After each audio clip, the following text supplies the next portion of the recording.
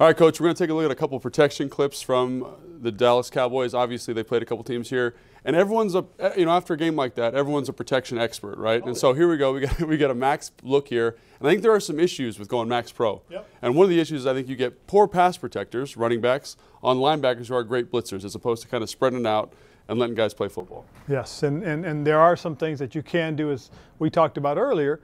Some of these you can set up screens. Some of the things you can, throw the ball out quick to the guy that has the deepest DB on him, you know, and really prevent the opportunity from the pass rush to get there. Now, you've got to hope that somebody makes somebody miss to pick up the yardage needed for the first down or the touchdown. Right. But that's all part of the game, and that's all part of the strategy. Yeah, and I think the other thing, if you look at this clip here, like this tight end here up top, like they're keeping him in, right, to give Neal, who had a rough game, some help here. But when you leave a tight end in, if they're playing man coverage, that safety's going to add, right? Yes. And you just keep blockers in, you lose eligibles. And look, right now in this pass route, it's 3-on-4, which to me is not great offensive football. Well, and to your point of this is exactly it. Right now they got a post safety, okay? Yeah. Mm-hmm. That post safety is responsible for the running back, more than likely. If that running back goes fast to the flat, that guy's got to come down and cover him, or the defensive end has to peel. Well, if that happens, guess what? That's one less rusher, right? Now you have an opportunity to match your protection, because if you look at it, because of the way they're rushing, they have more than enough people to protect. Right. They have more than enough, again. So they really kind of put themselves in a tough position by doing what they've done, to your point. Right. You have time. You just have to recognize and understand. This is not a zero blitz. Right. Okay? And because it's not, you have one more enough to protect and give that quarterback time. I definitely agree with what you're saying. And what they really are trying to do, and we'll do this from the tight end zone, is right now what they're trying to create is a bunch of one-on-one matchups, because they believe the Dallas Cowboys. Absolutely. They're going to win their one-on-ones if they have to. So really, for the most part, what you have is you have a series of 6 one-on-ones with an add-on. Right. Okay, and because they have an add-on, that means the safety has the tight end number 85. And he's going to add into this rush. Now, they can technically block everybody as you watch, okay, for the most part.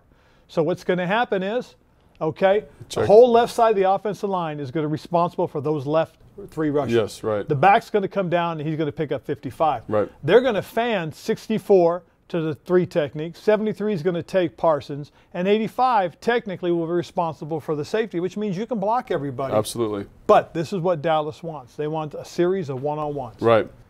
And I think this is exactly why, right? Because when you get one-on-ones, like the weakest pass protector is going to have a tough day, right? And the other thing they're really good at is these line stunts. With Barr and these linebackers, they're really good at this kind of stuff. Again, exploiting those one-on-one matchups. And I love that you brought up the idea of free release in the back here, Coach, because I think about that play to Curtis Samuel against the Detroit Lions. That's a free release of the back. And you find mismatches in the pass game when defenses get aggressive like this. Right. Well, what they've done right here is they basically have told everybody that 26 is now blocking. Yes. So that means that right defensive end, who probably had a peel technique on, which is essentially they start their rush and then peel if the back goes to their side. Correct. And because of that, again, they keep you in. So really, the Giants have done is they've told them, hey, we're going to protect. Yeah. Okay. Right. And so that tells Van Der Esch he can come, because I'm telling you right now, if you really look at it, more than likely, right here, when 26 steps up into the line, Van Der Esch just told everybody, okay, I get the blitz. Right, absolutely. So, again, I'm guessing for the most part, but that's sure what it feels like, right? Yes, it does. And again, so this is one way to handle it. And when to me, that you're putting yourself in a little bit of a bind here, a disadvantage in the pass game, right? The other way to do it is what Tampa Bay does in the next clip here. Yes. And they spread everybody out. Yep. And this has its own difficulties too, but I think it gives you more options from a pass game standpoint. Right. Well, what Tampa Bay did also, though, is for the most part, they came out and they start moving people around. Well, by moving people around, that puts a little doubt in the defense's mind. Love it. Yep. Okay, so now they've taken the tight end, moved him from one side to the other. In fact, actually took him out. So now what that does is he sees the matchup he likes. Right. He sees a linebacker covering who he believes is an athletic, good route running tight end. Okay, and now he thinks he has a mismatch to that side. So he's going to read it, okay, and then he's going to put it out there. That's tough. If the ball's just a little bit higher or this guy makes the catch, first down.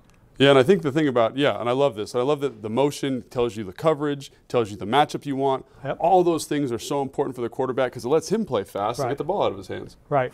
And again, here's this thing where we talked about this from the Giants clip. The back is not stepping up. Right. Watch what the safety has to do.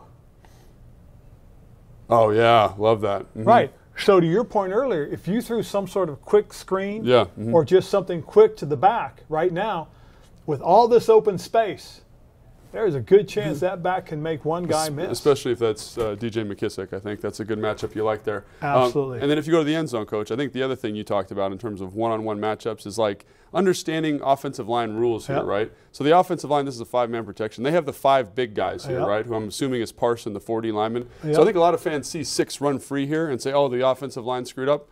They're just being rule sound here. The one who's screwing up here is probably the center, I would think. Well, again, the question being this. Is this are they going to call this potentially a 5 down, which would tell everybody at the line is you got a man, and we're going to let 11 run free.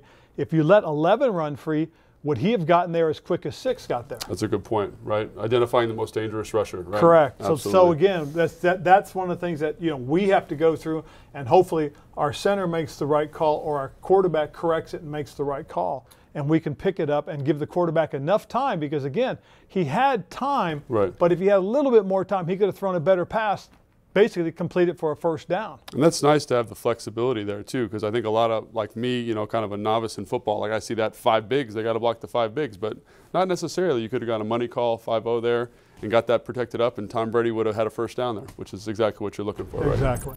I'm excited to talk about Benjamin St-Juste. He had an excellent game, and again, some really good wide receivers. This is the first play I picked, but there was about 10 plays I could have picked. You guys are in quarters coverage here. I love this, just real easy. Everyone's got a quarter of the field. And when they play verticals, which they are here, it kind of plays like man on the outside, right? Yes. And I love how aggressive he is, and I love how he's playing with excellent vision. Let's hear it. Benjamin St-Juste right there, eyes on him, and watch him just kind of in his back pedal, eyes on the quarterback, right? Eyes on the receiver, and right when Hurts slows his feet, he slows his feet and is able to make a heck of a play here, right. Coach. The biggest thing and the thing that's really good about it is his technique is very, very sound. First and foremost, what the things he's doing is he's being very patient. He's in a good body position right now with vision to the wide receiver and seeing the quarterback at the same time. As you said, once the quarterback gets set, now he has to wait for the break point. Yeah. Is the receiver going to try and keep going vertical, or is he going to stutter his feet? So what he's seeing is the quarterback's in position now to deliver the ball. What is my receiver doing? As soon as he sees the pitter-patter of the receiver, he now puts himself in position, to make his move. Right. And now he has stayed on top. Yep. He's going to make a break. And the unfortunate thing is the wide receiver gets away with a little bit of offensive interference because if he doesn't touch him, Benjamin's going to intercept this and take this the distance. And you just love that he's even an opportunity to do that, Coach, because that's him just playing aggressive, great technique, great footwork. You see that athleticism from the combine showing up. Love that. And again, this next play is maybe one of my favorite play calls from the game because it's aggressive by Jack, right? Yes. We're getting kind of a zero pressure here. Everyone's blitzing. We've got guys matching the running back. We've got guys lined up on the receivers. But everyone's solo because there's nobody in the middle of the football field. That's high stress for those DBs, especially if the pressure doesn't get home. Yes, and again, this goes back to doing your technique and doing the things that you're supposed to. Again, Benjamin's where he's supposed to. All right, he gets the release. He works, stays in a hip position. We call it tailpipe. Yep. He follows it. He sees the break. And he doesn't react until he sees the wide receiver react. He's very patient. Yeah. And as he reacts, he turns, locates the ball, and put his hands where it needs to be. Yeah, I love that. Like you said, he doesn't react until the receiver reacts because then he can actually turn and make a play on the ball while still staying in phase with the receiver. And, how cool is it to see a young guy playing with that kind of confidence? Or maybe he's just playing the right technique. I don't know. Well, he's playing with confidence, but he's also using his technique, and that's why he's playing confident because he knows if he sticks to what he's been taught, he's got a chance to make a play, and we've seen him. Two really good plays here. 2 really good plays, and he, just being in position and being competitive at the catch point, using that size, using that length. That's awesome to see. And again, Coach, here we go. We got 3rd and 1,000,000 miles, and I don't know really what coverage this is. It feels like cover 3 to me. You get guys kind of in the thirds of the field here, 1, 2, 3, and you get this guy kind of buzzing this 3-by-1 over here, which to me means that Benjamin over here is in a one-on-one situation by himself on an island. Right, especially if he gets an outside release. Once the receiver gets to his outside, he knows he's trying to go vertical. Now it's a matter of putting yourself in the best position to make the play. And again, relying on your technique. Yes, relying on your technique. And like, what is that technique here, Coach? Because there's a lot of stuff going on here, right? You see him playing here with vision back to the quarterback. You love that. Love his eyes to the ball, right? But he's also got to feel the receiver, too. Exactly, because once the receiver kind of shows him he's trying to, lean in like he's going to the post, but then he works back out. Now what it is to try and constrict him as close as you can to the sideline, okay? And then continue to run with him and wait for the ball. Again, because of his length. Yeah. Because of his length, he can make up a lot of ground, and he throws his hands in between the receiver's hands to make the play. Because when I first saw this, Coach, I thought he had a step, right? And it looks like it, right? But I think you hit it perfectly there, right? Great athleticism, but also that's where that size comes in, right? Because he's able to close this cushion and then get that hand up and knock this ball away without even really jumping. Correct. Again, it's just a matter of using your technique and understanding when to make your play. Gosh, Coach, I'm so excited to see more from this guy. It's great to see a guy playing with confidence and great technique, and always a pleasure having you on, Coach. Appreciate it. Appreciate it.